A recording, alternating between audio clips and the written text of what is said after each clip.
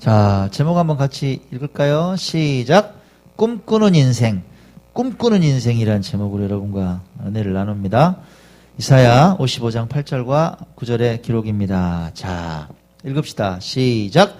이는 내 생각이 너희의 생각과 다르며 내 길은 너희의 길과 다름이니라. 여호와의 말씀이니라. 이는 하늘이 땅보다 높음같이 내 길은 너희의 길보다 높으며 내 생각은 너희의 생각보다 높음이니라. 아멘. 네. 자료를 검색하다가 웹상에서 이런 그림을 하나 발견을 했습니다. 입시미술을 공부하는 학생이 그린 거래요. 이게 좀 기묘하죠, 그죠? 좀 으스스해요, 좀 보면.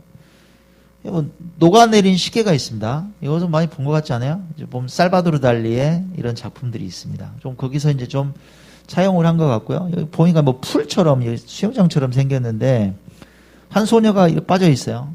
그리고 또 아래에 보니까 수초가 아니에요. 여기 보니까 이게 막 손이죠, 손. 이 손이 이 소녀를, 물에 빠진 소녀를 계속 잡아당기고 있습니다. 그리고 이 소녀는 여기 보니까 이렇게 초록색 좀 뭐 아주 나무도 아니고 줄기가 하나 있는데 이 초록 줄기를 좀 붙잡고 있는 그런 모습이에요. 예. 야, 도대체 이 그림을 통해서 이 학생은 뭘 표현하고 싶었을까요? 여러분 좀 이해가 되세요? 좀 그저 으시시하고 뭐야 뭐 공포영화 포스터도 아니고. 예. 제목이 이래요. 제목을 보시면 이해가 금방 갈 거예요. 휴대폰에 빠져 시간 가는 줄 모른다. 가만히 보세요. 그러니까 듣다 보니까 이해가 되는 거예요.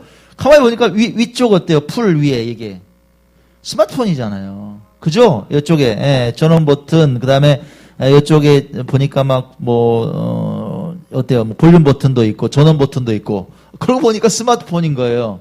그 위쪽에 둥둥 떠 있는 거 뭐예요? 여기 페이스북 그렇잖아요. 앱이 표시잖아요. 이런 게 떠 있는 거예요. 이렇게 보니까 이해가 되는 거예요. 예?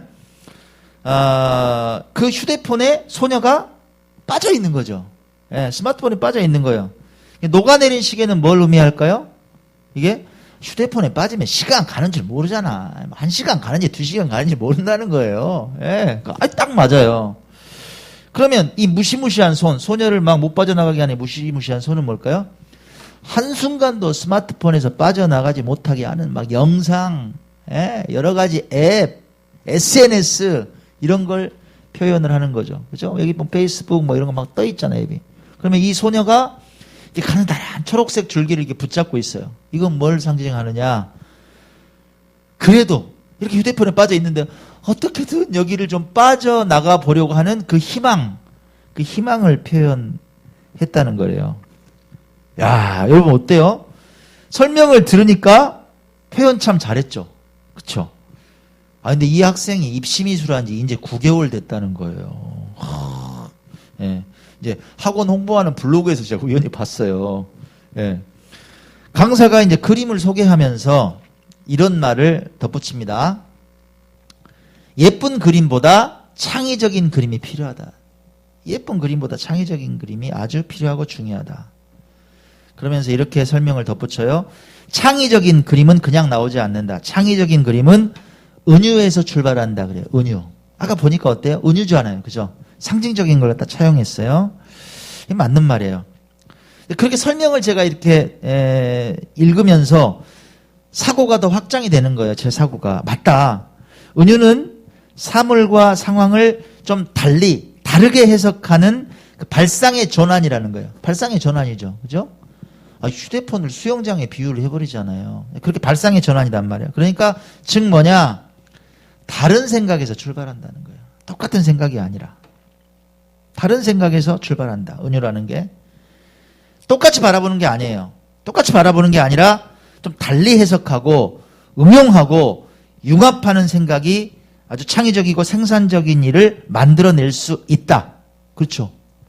다른 생각들이. 똑같은 시야가 아닌 거예요. 여러분 2022년에 새해가 밝았습니다. 가슴 뛰죠. 참 이 새해가 되면. 새해 첫 주일 우린 부푼 희망을 안고 하나님 앞에 나왔단 말이에요. 이 새해 나누는 첫 주제의 출발은 바로 이 다른 생각입니다. 다른 생각. 이 화두로 오늘 여러분과 얘기를 좀 나눠보고 싶어요. 앞서 말씀드렸듯이 발상의 전환이 창의적인 시각을 가져온다는 거예요. 그리고 남다른 열매를 만들 수 있다. 저는 이렇게 믿습니다. 신앙인인 우리가 어떤 자세로 2022년을 살아가야 될까?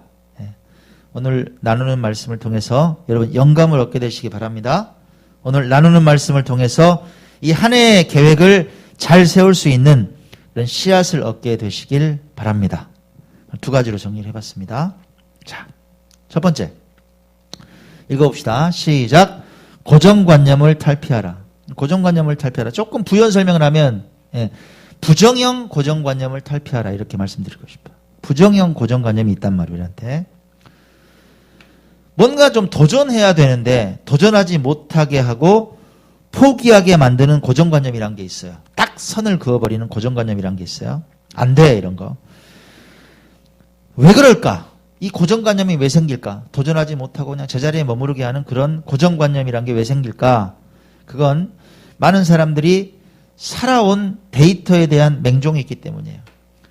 그동안 자기가 살아온 경험들 있잖아요. 아, 그때 그랬으니까 끝. 에이, 해볼 것도 없어. 끝. 틀린 이야기는 아닐 줄 몰라요. 맞을 거예요. 그게 그대로 반복될 수 있어요. 근데 인생의 새로운 열매는 기대하기 힘들다는 거예요. 그냥 답습하는 거예요. 또 어떨 때 부정형 고정관념이 생기느냐. 부정형 고정관념은 이런 거죠. 이렇게 막혀서 안 돼. 볼 것도 없어. 현실적으로 좀 불가능한 조건이야. 이런 생각이 드는 이유 뭐냐. 정말 현실에 좀 내가 넘어설 수 없다고 생각하는 어려운 조건들이 막 겹쳐서 올 때. 하나 정도가 아니야. 두 가지, 세 가지, 네 가지가 막 겹쳐서 올 때. 여러 가지 현실에 어려운 조건들이 많아요. 그러면 고정관념이 딱 생겨요. 끝. 여기까지. 이런 경우가 많다는 거예요. 성경을 한번 들어가 보겠습니다. 오늘 기드온을 한번 만나볼게요. 이 기드온에게도 고정관념이란 게 있었어요. 자, 그때 역사적인 배경을 한번 보겠습니다. 그 사사기 시절에 늘 이스라엘 백성들이 무릎 꿇다가 배신한단 말이에요. 하나님께 등을 돌려요. 하나님께서는 적국의 손에 붙여요. 당시에는 어떤 적국에 붙였느냐? 미디안의 손에 이스라엘을 붙여버렸어. 고통받는 거야. 마치 그냥 일제가 우리나라 침략해가지고 나라를 삼킨 것처럼 미디안의 손에서 어쩔 줄을 몰라. 그렇게 살았던 시절이에요. 그 백성들이 다시 울부짖어요. 하나님 제발 살려주세요. 미디안에서 우리를 좀 구해주세요. 그렇게 기도하니까 하나님께서 그 기도에 들어서 응답하시더라. 그래서 한 사람을 세우세요. 그 사람이 기드온이거든. 기드온을 하나님께서 선택을 하셨단 말이에요.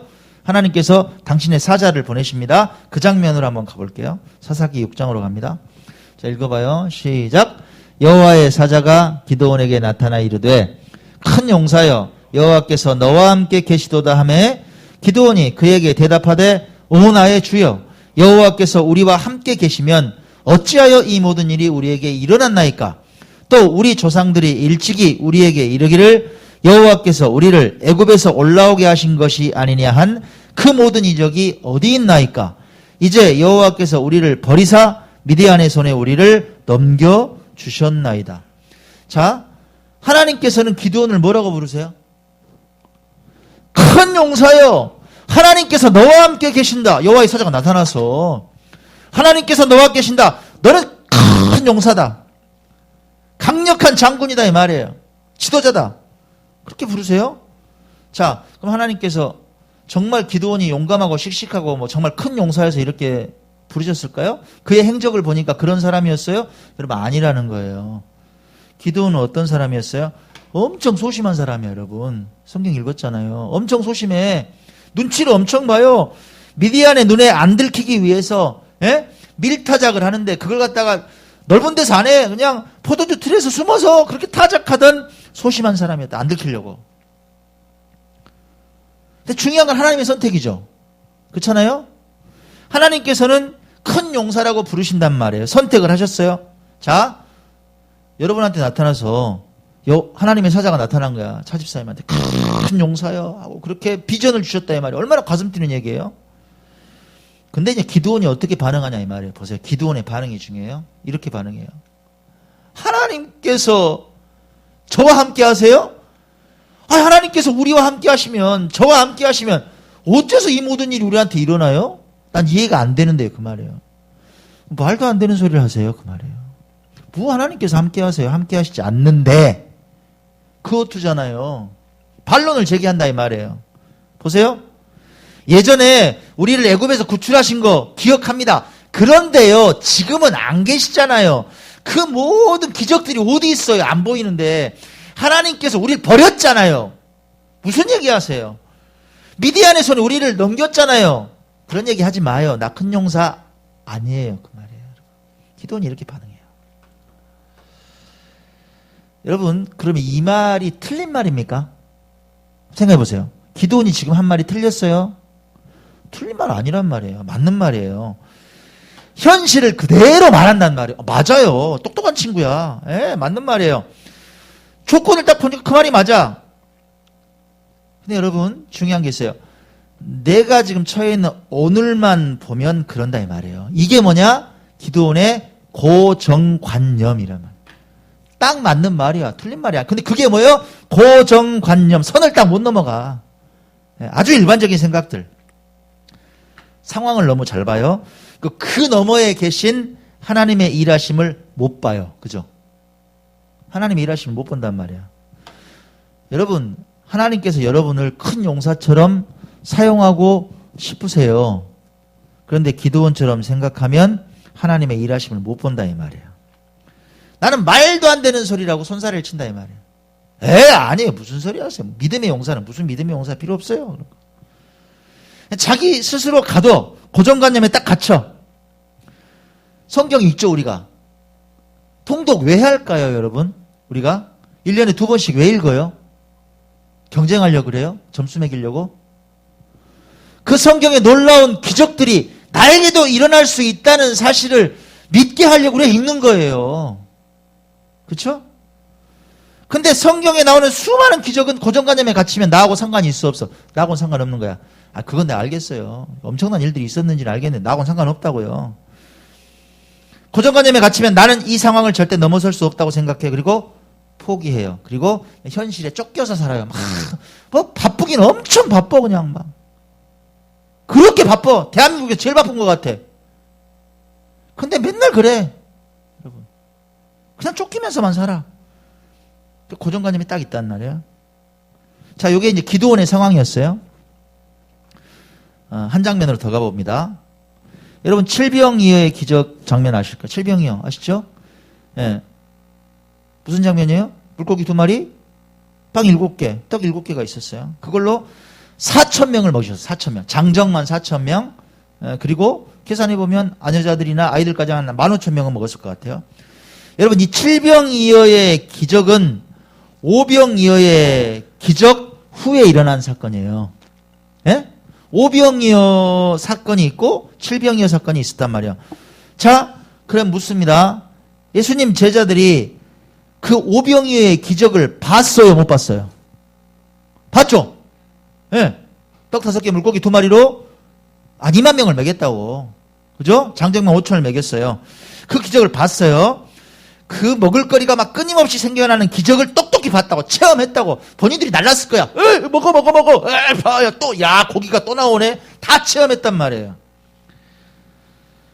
근데 이 칠병이어의 상황이 딱 닥치니까 반응이 똑같더라 이 말이에요.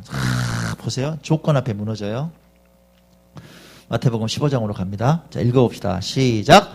예수께서 제자들을 불러 이르시되 내가 무리를 불쌍히 여기노라. 그들이 나와 함께 있은지 이미 사흘임에 먹을 것이 없도다.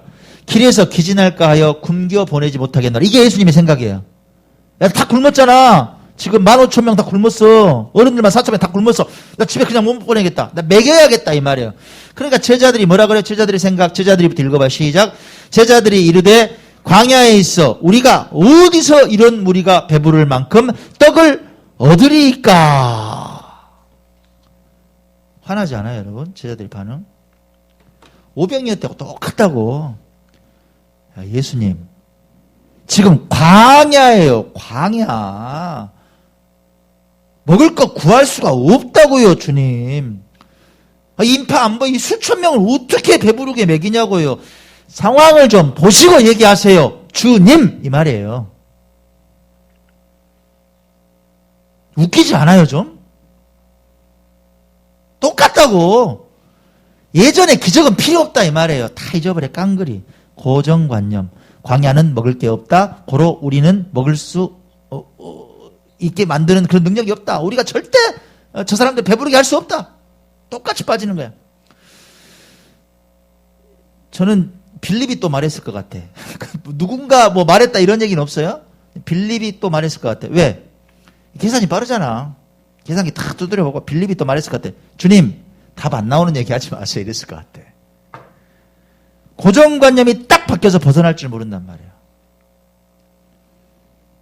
여러분 이제 우리 얘기로 돌아와 봅시다. 여러분 우리 인생에도 미디안의 압제 같은 환경이 있어. 아까 기도원 얘기 드렸잖아요. 우리 인생에도 미디안의 압제 같은 그런 환경이 있단 말이에요. 막 눈치 봐야 돼. 사람 눈치 봐야 되고 막 상사 눈치 봐야 되고 고객 눈치 봐야 되고 막 예? 그런 상황이 되면 나는 완전히 막 미약한 사람 같아. 나는 힘 하나도 없는 인간 같아. 하나님은 나에게 역사하지 않으시는 것 같은 나날이 있다 이 말이에요. 그런 나날 없어요? 다른 사람한테는 막 기적도 많이 일어나고 뭐 엄청나게 역사도 있는 것 같은데 나는 안 그래. 이런 생각이 막 들어요. 살다 보면 광야를 지날 때 같은 나날이 있어요. 어떻게 보면 인생이 다 광야죠. 배고파. 그럼 나 배고픈 건 좀 참겠는데 내가 챙겨야 될 사람들까지 있어. 가족들 다 챙겨야 돼. 뭐 가족들뿐만이 아니라 이 사람 저 사람 나보고 좀 도와달라 그래. 답 안 나온 때가 있단 말이에요. 그래서 빌립처럼 계산기를 막 두드려 보죠. 막 두드려 보니까 어때요? 마이너스 그래요. 우울한 현실만 앞에 있을 때가 있다는 거예요. 혹시 그게 여러분의 오늘일 수도 있다는 거죠. 그게 여러분들의 오늘일 수도 있다. 새해가 됐어요. 그죠? 여러분 자 2022년의 첫 예배예요. 오늘 솔직히 엄청 가슴이 막 뛰면서 나오신 분이 있으면 손 한번 들어봐. 하나님께서 야 새해를 주셨다. 내가 오늘 믿음으로 하나님께 나아가. 막 기대하면서 막 그냥 그게 아니라 뭐 똑같아. 사실 지난주나 이번주나 비슷해. 그냥 그죠? 또 가야지. 그런데 내가 집 싼데 그래서 그냥 먹은 거야. 아이 또 송구영신님에도 못 나왔는데 오늘은 가야지. 혹시 이러고 나오셨어요? 뭐 새해가 됐는데 똑같은 것 같아.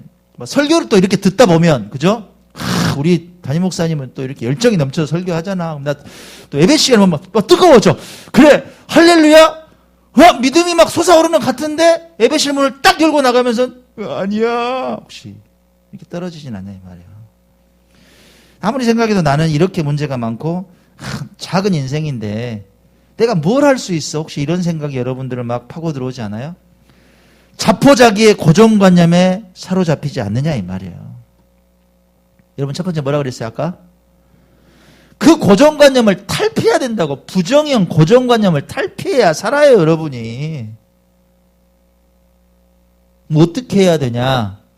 어떻게 해야 될까요? 그 얘기를 들으려고. 그 부정형 고정관념을 어떻게 넘어설까? 읽어봐요. 시작. 하나님께서 주시는 꿈을 품고 삽시다. 여러분 제발 내 꿈이 아니라 하나님께서 주시는 꿈을 품고 사는 사람은 부정형 고정관념을 넘어서더라 이 말이에요. 넘어서요. 넘어서.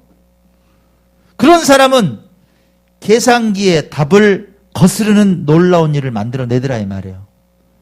계산기에서는 마이너스. 그런데 그 사람 인생을 두드려 보니까 플러스가 됐네. 인간적인 생각으로는 이해가 안 되는 일들이 나타나더라 이 말이에요. 왜 그러냐? 이유가 뭐냐? 해답을 말씀드려요? 왜 그럴까? 그런 사람은 하나님께 주시는 꿈을 품고 사는 사람은 왜 그렇게 놀라운 일들, 그런 일들과 한 몸이 될까? 왜 그런 놀라운 일들이 일어날까? 인간의 생각과 하나님의 생각이 다르기 때문이에요. 우리가 읽었잖아요 오늘 주제성구. 내 힘이 아니라고.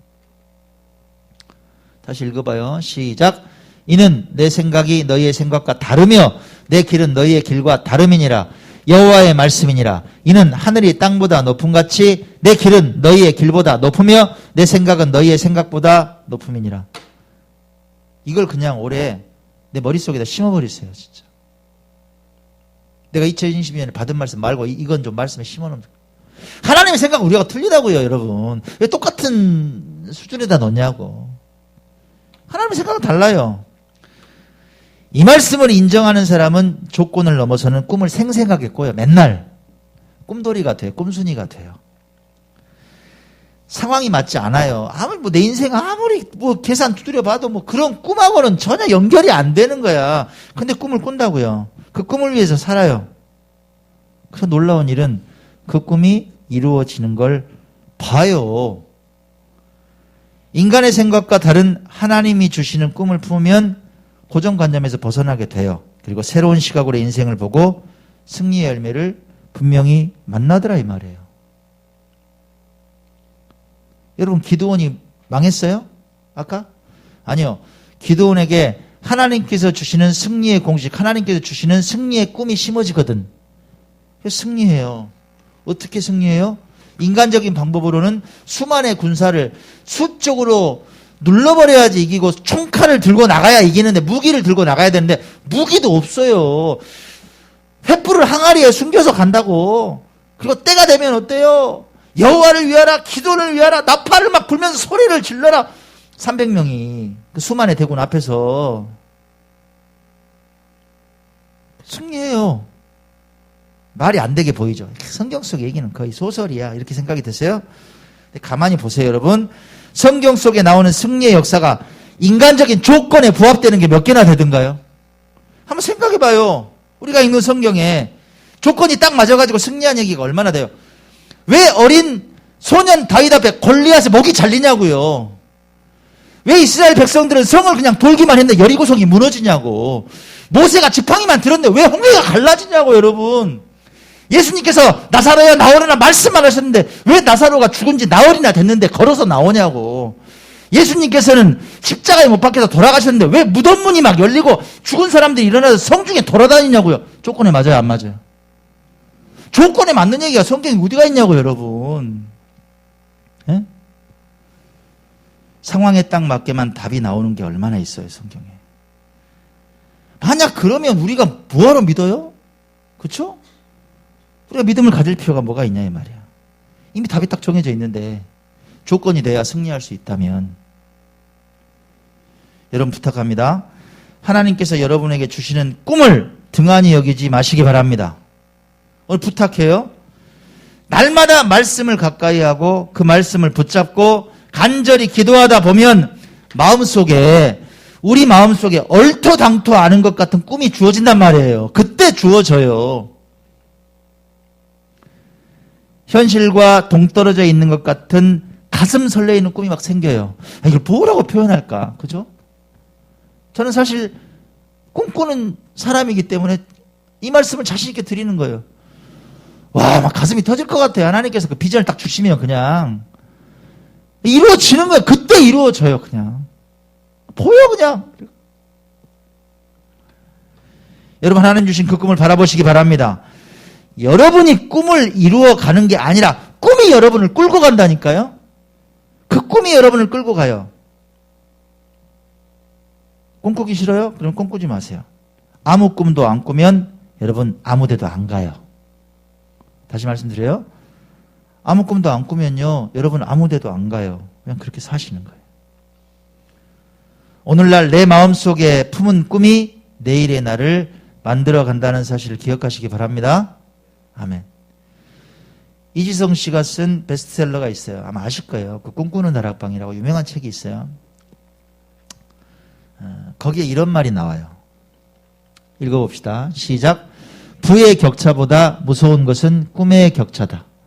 불가능해 보이는 목표라 할지라도 그것을 꿈꾸고 상상하는 순간 이미 거기에 다가가 있는 셈이다. 부의 격차보다 더 무서운 게 꿈의 격차라는 거예요.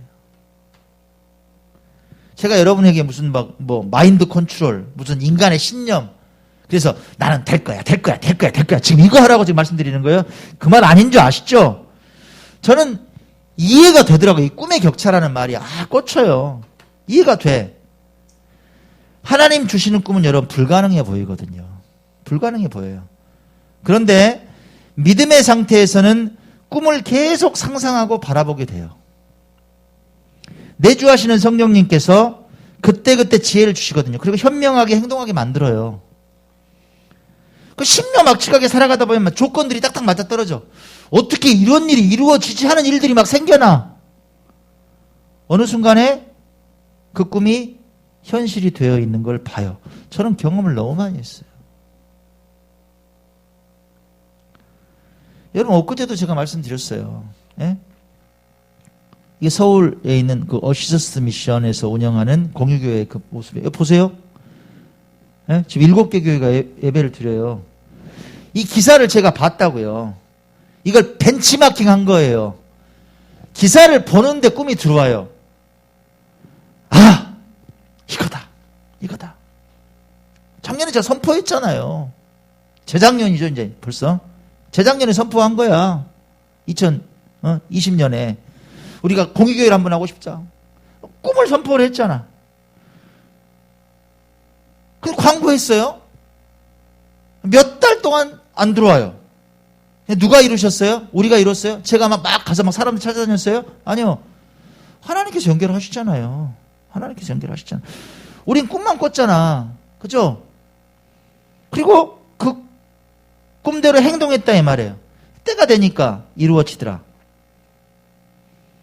여러분 지금 힘들어요. 코로나 풀렸어요? 저는 풀린 것 같은데. 저는 이미 풀렸다고요. 저는 이미 풀린 그 시절에 우리가 해야 될 일을 생각을 하고 있으니까 이미 꿈을 꾸거든요. 예, 당장 그냥 내일 같아요. 그러니까 또 설레는 거예요. 마스크 쓰고 있지만 우리가 그렇게 살아야 되는 거 아니에요? 지금 무슨 꿈을 꾸느냐?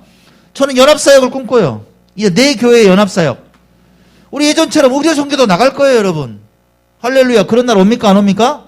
와요. 의료 선교도 나갈 거예요. 예?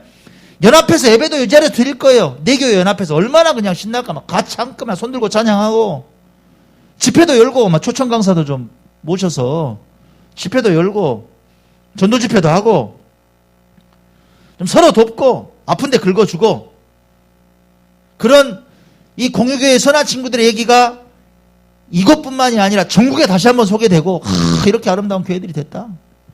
그 소식들을 듣고 전국에서 도전을 받고 그래서 우리가 이게 또 꿈이에요. 경상도, 강원도, 충청도, 서울, 제주도, 전라남도 곳곳에 공유교회를 또 세울 수 있는 그런 꿈을 꿉니다. 할렐루야. 꿈은 꿔요. 지금 뭐 가진 거 있냐고.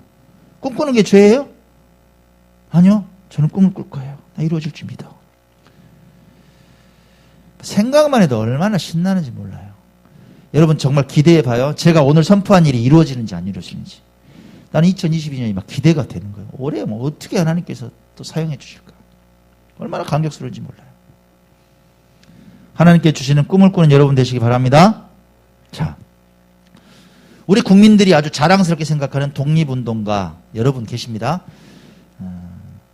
1위가 누굴까요? 여러분 1번으로 꼽는 독립운동가 김구 선생이에요. 100번 김구 선생. 임시정부의 주석이셨죠. 일제와 치열하게 싸웠고 국민들의 존경을 한 몸에 받았던 분이에요. 김구 선생님. 민족의 지도자. 여러분 이 김구 선생님의 종교를 아십니까? 네, 종교를 아세요? 개신교 신앙인이었어요. 우리가 똑같은 개신교 신앙인이었다고. 원래 그는 좀 종교심이 많았나 봐. 어린 시절에는 한학에 심취했어요. 공부를 열심히 했대. 거기다가 또 관상학에도 관심이 많은 거야. 관상학 공부를 했어. 아주 길한 상인데 나중에 재물이 많을 것 같아. 저 사람 안 돼. 아주 흉해. 뭐 눈썹이 보니까 아니야. 관상학에 심취했어요. 그러다가 또 동학 있잖아. 동학에 빠진 거야. 예, 이게 종교심이 있는 사람도 있어요. 그래가지고 동학에 빠져가지고 거기서 리더를 한 거예요. 접주라고 그게 리더인가 봐. 한 700명을 거느렸던 그런 운동을 또 했다는 거예요. 그것도 또 만족이 안 됐어. 불교에 또 귀의를 한 거예요. 산에 들어가서 진짜 머리 깎고 1년 동안 출가를 한 거예요. 그렇게 살았어. 자, 근데 그 모든 종교가 만족을 줬다, 못 줬다? 못 준 거예요. 헤매기만 했어. 그 어느 종교도 그에게 참 만족을 주지 못한 거예요. 그랬던 그가 20대 중반에 누구를 만났느냐? 감리교 선교사인 헌트 선교사 목사님을 만난 거예요. 헌트 목사님을. 그에게 세례를 받았어요. 그리고 그에게 복음을 듣고 성경 공부를 했다. 결혼식을 여러분 기독교식으로 치렀다는 거예요. 주례를 누가 했느냐? 미국 목사인 군 예빈에 의해서 개신교식으로 치렀다. 백범 학술원이 있어요. 거기에 수많은 자료가 있는데 그 자료에 이런 말이 있습니다. 백범 김구의 개신교 개종은 매우 중요한 의미가 있다. 그가 국권 회복을 위한 본격적 활동을 시작한 것도 바로 개신교와 연관되기 때문이다. 하나님께서 비전을 주시는 상태에서 독립운동가로 활발하게 활동하게 됐다 이 말이에요. 백범 김구 선생은 그 암울한 시절에도 하나님께서 주시는 꿈을 꿨던 분이셨어요. 그분은 꿈꿨던 사람이에요. 어떤 꿈일까? 백범 일지에 보면 내가 원하는 우리나라 이런 챕터가 있습니다. 내가 원하는 우리나라. 우리나라가 이런 나라가 됐으면 좋겠다. 그의 꿈을 한번 들어보세요. 내가 원하는 우리나라. 나는 우리나라가 세계에서 가장 아름다운 나라가 되기를 원한다. 가장 부강한 나라가 되기를 원하는 것은 아니다. 내가 남의 침략에 가슴이 아팠으니 내 나라가 남을 침략하는 것을 원치 아니한다. 우리의 부력은 우리의 생활을 풍족히 할 만하고 우리의 강력은 남의 침략을 막을 만하면 족하다. 오직 한없이 가지고 싶은 것은 높은 문화의 힘이다. 문화의 힘은 우리 자신을 행복하게 하고 나아가서 남에게 행복을 주겠기 때문이다. 여러분 묻습니다. 이 백범 김구 선생님의 꿈이 이루어졌습니까? 이루어졌어요? 지금 와서 보니까 이루어졌단 말이에요. 정말 이루어졌어요. 제가 기사를 좀 서치해서 최근 기사예요. 최근 기사 보세요. 우리나라 가장 부강한 나라는 아니지만 보세요. 지난해 수출 2021년에 지난해 수출 무역액 모두 사상 최대 실적 달성. 세계 무역 순위 몇 등이에요? 8위예요, 여러분. 200개 나라 중에 세계에서 8번째로 무역을 많이 하는 나라가 이 나라예요. 아세요? 자주국방 어떻게 됐을까요? 나 깜짝 놀랐네. 이것도 보세요. 한국 최근 5년간 무기 수출 세계 몇위? 9위라고요. 세계 국가들이 우리나라 무기를 갖다 쓴다고요. 그렇게 잘 만든다고. 우리나라 스스로 방어할 수 있는 능력이 돼야 안 돼요? 돼요, 여러분. 우리 그 정도 나라는 된 거예요, 지금. 예? 세계의 문화를 휩쓰는 한류의 나라가 됐어요. OECD 사무총장이 엊그제 한 말이에요. 한류, 한국을 세계적 무대에 올려놨다. K-무비, K-드라마, K-팝 세계를 다 휩쓸어요. 문화. 한없이 높은 문화의 힘으로 세계인들의 사랑을 받는 아름다운 나라가 됐다 안 됐다? 됐단 말이에요. 한국에 그렇게 오고 싶어요. 오징어 게임 해가지고 1등하면 한국 보내준다 그러니까 미국 사람들이 목숨을 걸어. 우리나라에서 막 미국 가려고 목숨 거는 게 아니라 요즘은 제발 BTS의 나라 한국 한 번만 그런 나라가 됐다는 거 아닙니까? 세계인들이 코리아 얘기를 하면 열광을 해요. 문화의 힘. 김구 선생님이 꿈꿨던 그 꿈이 이루어졌더라 이 말이에요. 중요한 게 있습니다. 김구 선생님이 꿈꿀 때 꿈꿀 만한 조건이었죠? 그랬죠? 그랬어요? 여러분 암울했던 나라였단 말이에요. 지지리도 어렵고 힘겨운 동방의 진짜 가난한 나라였어요. 정말 불쌍한 나라였어요. 이리저리 상처가 많고 아픔만 있었던 그런 나라. 하지만 그런 환경에서도 믿음의 지도자였고 예수 그리스도를 따르는 신앙인이었던 김구 선생은 꿈을 꿨다는 사실이에요, 여러분. 꿈을 꿨어요. 그리고 그 꿈을 하나님께서 먼 훗날에 이루어 주시더라. 할렐루야. 여러분도 동일하게 살아가시기 바랍니다. 왜 김구 선생만 꿈꾸고 우리는 못 꿉니까? 꾸면 돼요, 우리도. 이루어 주신단 말이에요. 하나님께서. 할렐루야. 결론을 맺습니다. 여러분들 크리스천은 어떤 사람이에요? 조건을 그렇게 잘 살피는 사람이에요? 크리스찬 아니라고. 그렇게 상황에 민감한 사람은 크리스찬 아니란 말이에요. 크리스찬은 어떤 사람이냐? 비전을 보는 사람이에요. 오늘이 암울할지라도. 크리스찬은 꿈을 꾸는 사람이다. 내 꿈이 아니라 하나님 심어주신 꿈을 꿉니다. 그리고 그 꿈 때문에 현실의 악조건에 낭망하지 않아요. 힘을 내서 살아. 그는 그 꿈 때문에 포기하지 않고 도전해요. 남들의 생각과 다른 생각, 발상의 전환을 할 줄 안단 말이에요. 그래서 그는 그 꿈이 있는 사람은 그래서 창의적이에요. 할 수 없다는 말 안 해. 꿈을 꿔요. 김구 선생이 일제로 인해서 무너졌던 피폐한 나라 가운데도 꿈을 꾸었듯이 사랑하는 여러분도 여러분들의 삶에 힘겨운 조건이 있더라도 꿈을 꾸는 인생이 되시기 바랍니다. 2022년 사랑하는 여러분이 하나님 심어주신 꿈을 품고 살아가시길 바랍니다. 훗날 그 꿈이 놀랍게 이루어졌다고 간증하는 인생 되시길, 그런 복된 인생, 형통의 인생 되시길